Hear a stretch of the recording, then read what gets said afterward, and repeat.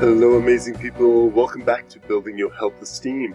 Today's episode is titled, Look Who's Talking. Stay tuned. Hello again friends, I hope you enjoyed your holidays and had some time to create some joy, indulge in some self-care, and reflect on this amazing life. In the previous episode I spoke about the importance of being how you want to be before you can focus on the things that you feel you need to do. The idea is to build a clear vision of how you want to be in this world and establish pride in that vision of you, a pride in ownership. I believe this makes you a better self-motivator because truthfully, motivation cannot be an external force because no one cares enough to push you that way. No one can care about you more than you do.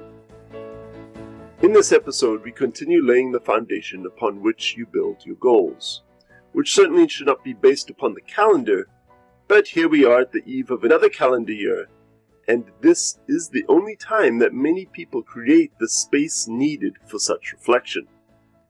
This is why I'm talking about goals now, but first I need to quickly address a topic that couldn't fit into the previous episode, so I'm inserting a little mini episode right here before we get to goals.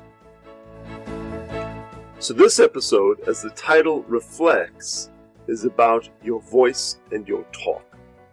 You see, in my practice, I listen not only to what people say, but how they talk about themselves, talk about their relationships, and talk about their health.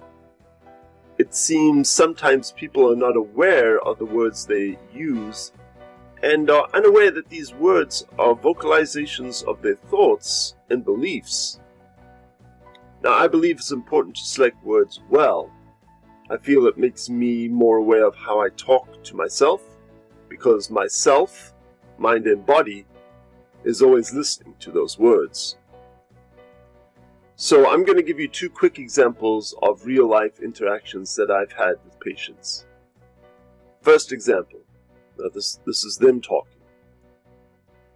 You know how you're not hungry when you wake up, so you grab a cup of coffee and head to work, then later you're so busy and you're on your way to your next client and you realize you haven't eaten, so you pull over to the convenience store and you get a snack and a soda to pull you through, and the next thing you're heading home for dinner. So, what is wrong with this way of talking? The patient never said I or me, but always you, as if it wasn't them who had control or it wasn't them doing the actions. They had separated themselves from their own experience, like it was a story they were watching or something that they were narrating about you and not themselves. So that is my first point. Always use I or me when talking about yourself. You have to own it if you want to control it. I'll say that again. If you want to control it, you have to own it. Own your words. Listen to what you're saying. So my second example. I had this patient put down a significant chunk of money to work with me while saying, well, here goes. I haven't succeeded in the past, but I hope this works this time. Whoa! Yes, everyone has a past, and everyone has a history of failures, quote unquote. But assuming that history always repeats itself is denying the fact that things do change. I'm not the same person I was yesterday, let alone the day before, last month, last year, last decade. I am certainly evolving, constantly, and dwelling on the past, especially my quote-unquote failures, will only keep me there, not allowing me to live my best life. So that is my second point in the Look Who's Talking portion. Be your future self. Talk like your future self. Don't apply labels and conform to your self-imposed limitations. You are possibility. Allow yourself to heal and allow yourself to thrive. And know that all of that starts with the story that you tell yourself.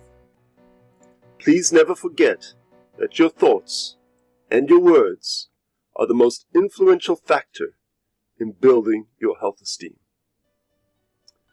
Alright folks, I just wanted to insert that here. I'm glad we have that covered.